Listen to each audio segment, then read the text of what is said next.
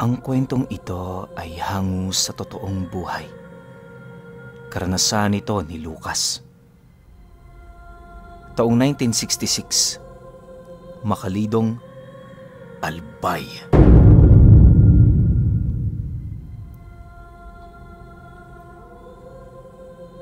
Itong mga panahong ito, kasalukuyang abala sa paggawa ng balon itong si Lucas. Kinakailangan niya kasing magkaroon ng mapagkukunang tubig sa kanyang sinasakahan para sa kanyang mga biik na binili. May pamilya na itong si Lucas. Nakatira sila noon sa bayan.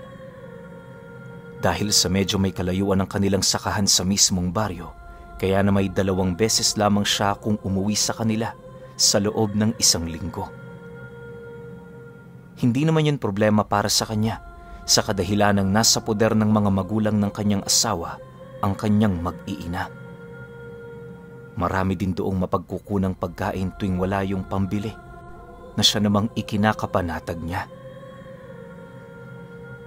Para kay Lucas, kahit mahirap manoon ang kanyang trabaho, pinipilit niya yung tiisin, alang-alang sa kanyang anak na naghihintay ng mga bagay na kanyang maiuuwi. Konting description nga pala sa bukid na pagmamay-ari ni Lucas. Kung hindi ninyo na itatanong, 1 hektarya lang ang pagmamay-ari niya sa lugar na yon. Medyo tagilid ang lupang kanilang pagmamay-ari pero hindi na yon problema para sa kanya. Nakahanap naman kasi siya roon ng paraan para maalagaan ang mga biik na binili nila kung kaya't kampante na siya. Yung kubong tinitirhan noon ni Lucas nasa itaas na bahagi ng kanyang lupain nang sa gayoy madali niyang masisilayan kung meron bang mga taong nagtatangkang pumasok sa lugar niya. Papalibot ng lupa niya ay ang mga nagsisitaasang punong itinanim pa noon ng mga tiyuhin niya. Sa loob ng ilang taon niya roong pananatili, maraming gulay na siya doong napalaki at napakinabangan. Subalit dahil sa dami ng kompetensya sa merkado, nagdesisyon siyang lumipat sa pag-aalaga ng baboy. Naniniwala si Lucas, di hamak na mas malaki ang kikitain doon kung ikukumpara sa mga gulay na halos ilang buwan niya ring pinaghirapang binyagan at bigyan ng magandang lupa.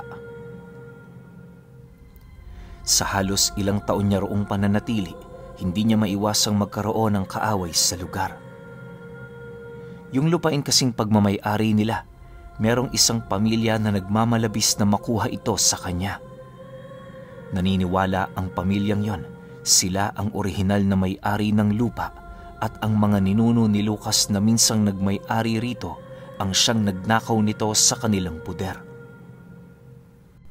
Ngunit dahil sa kawalan nito ng ebidensyang makapagpapatunay, kaya na may lahat ng kanilang alegasyon ay mariin niya yung ipinagsawalang bahala.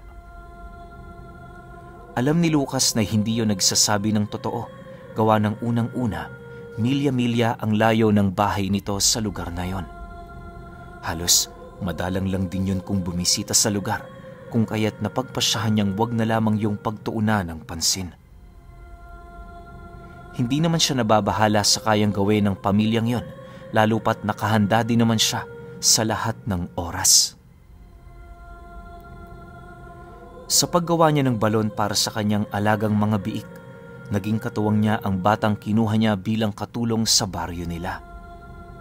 Ang pangalan ng batang yon, Uron. 18 taong gulang. Nagkataon kasi noong bakasyon ito, kung kaya't ninais nitong magtrabaho sa kanyang puder. Hindi naman naging mahirap para kay Lucas na makuha ang batang yon, gawa ng pinsan din niyang buo ang ama nito. Mabait din naman itong si Uron, kung kaya't hindi siya nahihirapang mag-utos dito.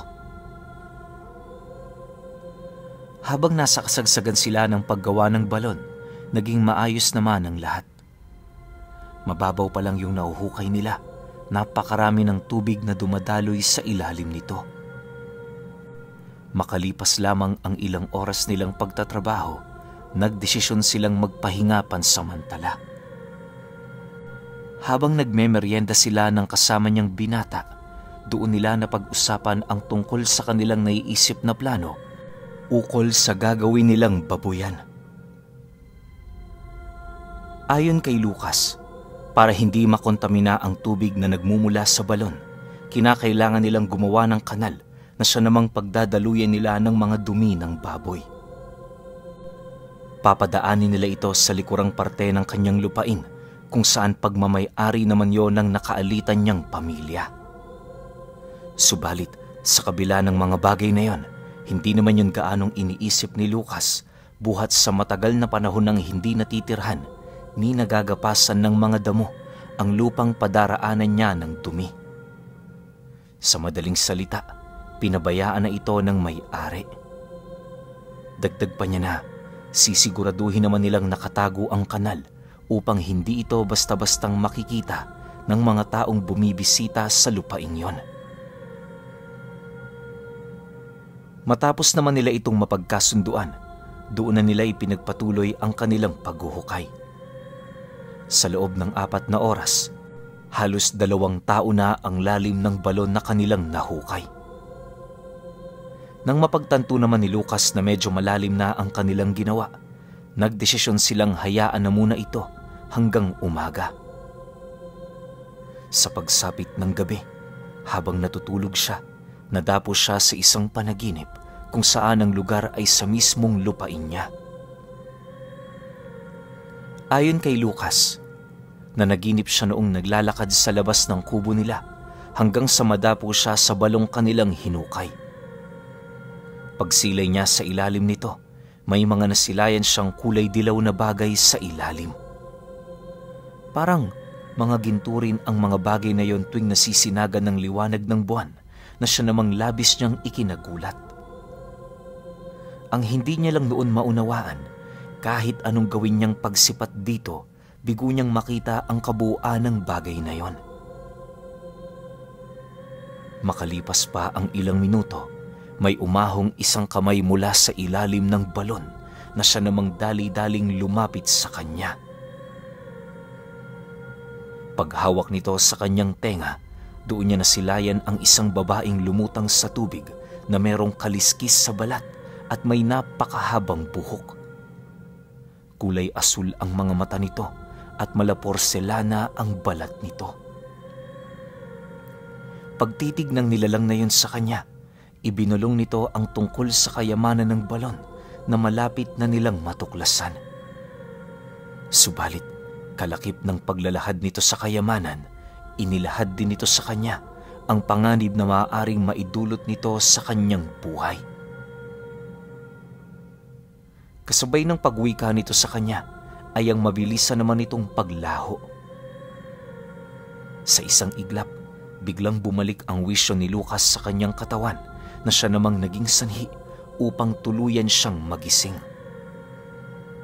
Pagsilay niya sa ilalim ng kanyang higaan, napansin niya si Uron na napakahimbing ng tulog. Kinabukasan, paggising nilang dalawa, inilahad niya sa binata na ipagpapatuloy nila ang paghuhukay sa balon. Pero sa pagkakataong yon, hindi na si Uron ang bababa sa ilalim kundi siya. Dagdag pa niya na kaya nila yun gagawin ay dahil sa medyo nakukulangan siya sa lalim nito. Nang marinig naman yon ng bata, hindi naman yun tumutol sa nais niyang mangyari. Matapos nilang makakain ng almusal, dali-dali naman silang bumalik sa balon para ipagpatuloy ang kanilang gagawin. Sa pagbaba niya sa ilalim nito, una niyang napansin sa paligid ay ang malaluwad na lupa. Alam ni Lucas na madaling matibag ang ganoong uri ng lupa, kung kaya't dali-dali naman niyang kinuha ang kanyang bareta para umpisahan na ang kanyang trabaho. Habang naghuhukay siya, hindi naman niya maipagkakaila ang dami ng butas sa paligid na dinaraanan ng tubig. Halos mayat maya lang noon ang kanilang paglilimas na siya namang nagpapatagal sa kanilang ginagawa. Makalipas lamang ang 2 oras niyang paghuhukay, bigla naman siya noong natigilan nang makaramdam siya ng piraso ng kahoy sa ilalim ng lupa. Ilang beses niya pa yung binungkal ng binungkal hanggang sa tuluyan niya na yung masira. Paghawi niya rito, bigla namang nanlaki ang kanyang mga mata nang masilaya niya ang napakaraming butil ng ginto na kumalat sa buong paligid. Nang mahawakan nito ni Lucas, napasigaw na lamang siya kay Uronang. Ang daming pilonsitos dito. Uron, yung balde, ibaba mo. Nang marinig naman ng binata ang kanyang sinabi, dali-dali naman itong ibinaba ang balde. Pagkalagay ni Lucas ng mga pilonsitos sa loob nito, agad din naman siyang umahon para yon ay tingnan. Nga pala, para sa mga hindi nakakaalam, ang pilonsitos ay isang uri ng barya ng salaping ipinapalit ng ating mga ninuno.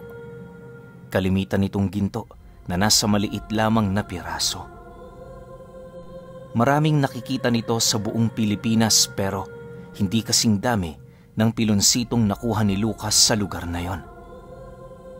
Pasensya na kayo, hindi ko maaaring maibahagi ang kahit larawan nito, lalo pat matagal na panahon na niya yung itinago. Ni minsan hindi niya yun binawasan kahit gustong-gusto na yung ibenta ng mga anak niya.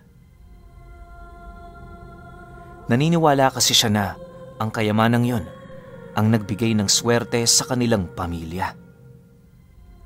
Balik tayo sa kwento. Hindi pa man nila na ipapasok ang mga nakuha nilang pilonsitos sa loob ng bahay ni Lucas, doon nila napansin ang pagdating ng may-ari ng lupa na nasa tabi lang nila. Dali-dali yung pumasok sa loob ng bakod na ginawa nila na siya namang agad niyang inalmahan. Hoy! Ba't kayo pumapasok dito nang hindi nagpapaalam? Wala ba kayong nakikitang tao? Galit na wika ni Lucas sa lalaking nangahas na pumasok sa lupain niya. Matapos niyang makapagsalita, agad naman niyang ipinauna kay Uron ang nakuha nilang kayamanan sa loob ng kanyang bahay. Inabisuhan niya rin yung wag na munang lumabas para makaiwas.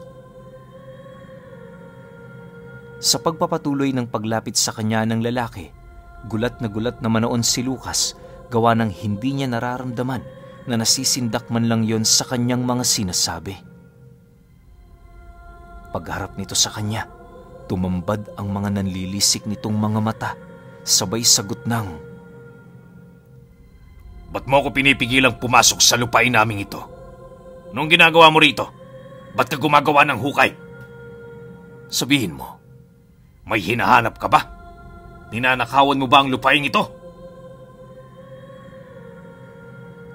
Kasabay ng pagwika nito sa kanya ay ang pagramdam naman niya ng kakaibang presensya ng lalaking yon. Hindi niya mawari pero kahit mas di hamak na maliit ito sa kanya, nakakaramdam siya roon ng hindi maipaliwanag na takot. Maya-maya pa, dahan-dahan naman siya nitong nilapitan, sabay akmang hahawak sa kanyang balikat. Sa puntong yon, doon na napaatras itong si Lucas at kasabay nito ang pagpulot niya ng isang tipak ng kahoy na naroon sa kanyang likod. Dahil sa kanyang ginawa, bigla namang umatungal ang lalaking naroon sa kanyang harapan na siyang naging sanhi upang walang pagdadalawang isip naman niya yung hatawin ng kanyang hawak. Pagtama nito sa mukha ng nilalang na yon, bigla naman yung kumaripas ng takbo papalayo habang patuloy na sumisigaw. Sa pagkawala nito, dali-dali naman siyang pumasok sa loob ng kubo para tingnan ang kasama niyang binata. Nang madatnan niya yung tulalang nakasilip sa ilalim ng bintana, inabisuhan niya yung magligpit na ng gamit gawa ng noon ding mismong araw na yon, uuwi sila sa baryo. Naniniwala siya, hindi naligtas ang lugar na yon para sa kanila, buhat sa mga nangyari. Nang marinig naman ni Uron ang kanyang sinabi, agad naman yung nagbalot ng kanyang mga damit, alinsunod sa nais niyang mangyari. Pagkaraan pa ng ilang minuto, dali-dali naman silang umalis sa tinitirhan nilang kubo upang bagtasin na ang daan papauwi. Habang naglalakad silang dalawa, panay naman ang kanilang pagramdam sa buong paligid. Maya-maya pa, nang medyo nakakalayo na sila, nakarinig sila ng kakaibang huni ng kung anong hayop. Noong una, inakala nilang galang hayop lang ito, pero nang makaramdam sila ng kakaibang pagkumpas ng mga sanga ng puno, doon na sila unti-unting kinabahan. Alam nila Lucas na merong nangyayaring kakaiba, kung kaya't mas lalo pa nilang binilisan ang kanilang paglalakad. Nang marating na nila ang daan patungong baryo, doon nila nakita ang 3 uwak na paulit-ulit ang pag-ikot sa itaas nila. "Manong Lucas, ano hoong mga yan?" Nagtatakang tanong ni Oron sa kanya. Nang marinig naman ni Lucas ang sinabi nito, napatitig lang naman yun sa binata habang sumasagot dito ng, "Hindi ko rin alam, Oron. Pero naniniwala ako, mapanganib ang mga nilalang na yan. Bilisan na natin bago pa nila tayo maabutan." Kasabay ng pagwika niya rito ay ang pagsilay naman nila sa 3 nagsisilakihang uwak na dahan-dahang bumababa. Nang mapansin nila yung papabulusok na, doon na nila binilisan ang kanilang paglalakad hanggang sa hindi naglaon narating nila ang entradang bahagi ng baryo. Mula roon, naglaho na parang bula ang mga nilalang na sumusunod sa kanila. Dahil dito, agad namang tumungo sila Lucas sa pamamahay ng mga magulang ng kanyang asawa para ipaalam ang kanilang pag-uwi. Nang marating na nila ang lugar, nadatnan niya ang kanyang mga anak na naglalaro sa bakuran ng bahay ng lolo nito. Paglapit niya rito, agad naman niya yung inutusang pumasok na ng bahay nila at wag na wag nang lalabas. Sa pagpasok nila sa loob, walang pagdadalawang isip namang inilahad ni Lucas kung ano ang mga nangyari. Ipinakita rin niya sa mga ito ang mga pilonsitos niyang dala, pagpapakita na totoo ang mga istoryang inilalahad niya. Matapos naman itong malaman ng ama ng kanyang asawa, maging ito man, hindi na tumutol sa mga sinabi niya. Naniniwala rin kasi ito na ang pamilyang naghahangad ng lupain nila roon ay merong dugo ng mga aswang. Maaaring kaya yung nagtangka na sila'y patayin dahil sa kayamanang kanyang natuklasan. Dagdag pa nito na kung totoo nga ang mga bagay na sinasabi niya, paniguradong dadayo ang mga nilalang na yon sa pagsapit ng gabi. "Lucas, samahan mo ko. Pupunta tayo sa kaibigan kong albularyo. Hindi tayo makakaligtas ngayong gabi kung aasa lang tayo sa ating mga sarili." Wika ng ama ng kanyang asawa. Nang marinig naman ni Lucas ang sinabi nito, agad naman niyang ibinigay sa kanyang asawa ang hindi mabilang na mga pilonsitos. Paglabas nila ng bahay, dali-dali naman nilang pinuntahan ang kaibigan nitong albularyo. Bago pa man sumapit ang takip silim, nakabalik na silang dalawa, kasama ang albularyong hininga nila ng tulong. Hindi sana sasama ang matandang yon, pero dahil sa pamimilit ng biyanan niya, napilitan na din ito. Sa pagsapit ng 6:00 ng gabi, napakadilim na ng paligid. Yung mga kapitbahay nila, paisa-isa na ring nagsisipasok sa mga tahanan nito. Maya-maya pa, nang medyo lumalalim na ang gabi, doon na sila nakakaramdam ng kakaibang simoy ng hangin. Samot-saring amoy na noon ang kanilang nalalanghap, kagaya ng mga malalansang bagay na sumasabay sa hangin, maging mga amoy ng nabubulok na patay na hayop. Dahil sa mga pangyayaring yon, halos hindi naman makatulog ang kanyang mag-iina. Pagpatakpa ng 10:00 ng gabi, doon na nga nila tuluyang naramdaman ang mga kakaibang pagpaparamdam. May mga umiiyak, umaatungal, sumisigaw, at kung ano-ano pang nakakabaliw ng kanilang mga wisyo. Ang mas ikinatakot pa noon nila Lucas ay noong makasilay sila sa gitnang bahagi ng daan ng isang kalabaw na merong 2 ulo at sa itaas nito naroon ang isang babaeng may namumuting mga mata, nagsisiusli ang mga pangil at halos butot balat na pangangatawan. Nakasuot din niyo ng puting tela at sa bawat paghakbang ng kalabaw na sinasakyan nito, kumakanta ang nilalang na yon gamit ang mga dialektong halos nagbibigay kilabot sa kanilang mga buto. Sinabayan din niyo ng iilang mga asong kakaiba ang itsura na ayon sa albularyong kasama nila, mga sigbin ang mga nilalang na yon.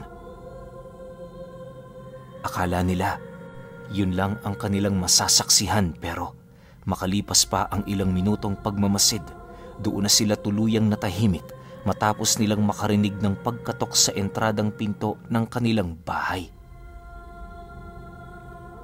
Dahan-dahan na ring lumalangit-ngit ang pundasyon ng kanilang tahanan, indikasyon na meron doong nagtatangkang sumira. Dahil sa mga pangyayaring yon, agad namang nagpakawala ng pantigalpong dasalang albularyo. Subalit, imbis na maitaboy nito ang mga nilalang, mas lalo lang yung nagkumpulan sa kanilang tahanan. Paulit-ulit na rin nilang naririnig ang pag-aangil ng mga ito na para bang meron yung nais sa kanilang iparating. Maya-maya pa, laking gulat na lamang nila Lucas nang bigla na namang tumahimik ang buong lugar. Pagsilay nila sa labas, wala silang ibang nakita kundi ang nilalang na kaninang nasipat nilang nakasakay sa kalabaw na merong 2 ulo. Dahan-dahan yung lumapit sa dingding ng kanilang tahanan at kasabay nito ang walang patid nitong pag-angil na siya namang pilit na nagbibigay takot sa kanilang mga katawan. Sa sobrang kaba nilang lahat, para sila roong mga estatwang walang magawa kundi ang makiramdam. Sa pagpapatuloy ng ganoong pangyayari, ultimo ang mga usal na pinapakawala ng kasama nilang albularyo ay hindi man lang nakakaapekto sa nilalang na yon. Halos ilang oras din itong nagpaikot-ikot sa kanilang lugar, naghahanap ng butas na maaari nitong lagusan.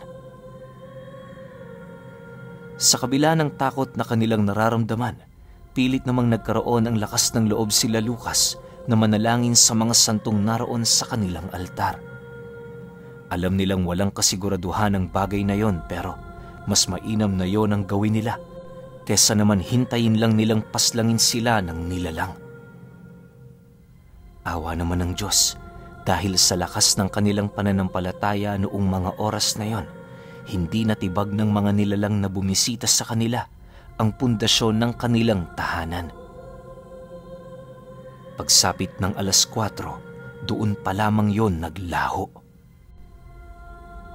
Matapos ang mga pangyayari, inabisuhan sila ng albularyo na hanggat may panahon pa silang lumayas sa lugar, gawin na nila ito. Naniniwala kasi ang matandang yon, hindi matatahimik ang mga nilalang na nagpaparamdam sa kanila hanggat hindi nito nababawi ang mga bagay na nais nitong makuha. Nang marinig naman ni Lucas ang sinabi ng albularyo, agad naman niyang inutusan ng kanyang asawa na mag-alsabaluta na. Kahit papaano, meron pa naman sila noong ipon kung kaya't hindi sila gaanong mahihirapan na lumipat ng ibang lugar. Kampante din naman siyang hindi sila magugutom buhat ng mga pilonsitong kanyang nadiskubre. Sa pag-alis nila sa baryo, agad naman nilang tinahak ang daan patungong Claveria. Nagdesisyon silang doon na tumira, gawa ng kahit papaano may mga kakilala sila sa lugar na yon. Nga pala, matagal nang wala dito sila Lucas. Halos tumagal lang din sila roon ng 9 na taon bago nila napagpasyahang lumipat sa ibang lugar. Medyo nababahala kasi sila noon para sa kanilang mga kaligtasan, gawa ng pakiramdam niya may mga nilalang na pasimpleng tumutunton sa kanilang kinaroroonan. Ilang taon pa noon ang lumipas, nabalitaan ni Lucas na matay na itong si Huron. Ang sanhi ng pagkamatay nito, nagbigti. Ayon sa mga magulang ng binatilyo, magmula noong umalis sila Lucas sa kanilang lugar, palagi na yung tulala at parabang meron yung iniiwasan. Ilang taon ding nakipaglaban ang binatilyong yon, pero tila bang mas lalo lang itong pinahihirapan ng karamdaman nito. Nang dumating sa puntong hindi na nito makayanan ang problema, nadatnan na lamang nila yun kinaumagahan na nakabigti na sa puno ng nyog. Nang mabalitaan ni Lucas ang tungkol dito, nanlumo na lamang siya, gawa ng kahit papaano, meron naman silang pinagsamahan ng binatang namatay. Gayunpaman, kahit hangad niya sana itong tulungan, wala siyang maisip na paraan para magpaabot ng tulong. Sa pagtanda ni Lucas, patuloy siyang nabuhay sa takot at sa pakiramdam na parabang meron pa rin sa kanilang sumusunod. Aminado din siya, nag-ugat lang ang lahat ng bagay na yon noong minsan siyang pinaramdaman ng gabay ng balon ukol sa kayamanang nagtatago rito na kung tawagin ay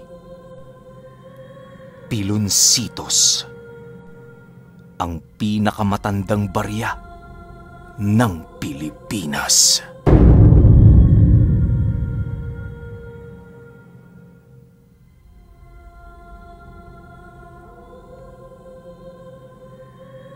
Okay, opinyon ko sa kwento. Ngayon ko lang narinig tong Piloncitos, no? Tapos ni-research ko siya sa Google. Parang lumalabas siya na para siyang beads. Ganun yung itsura niya eh.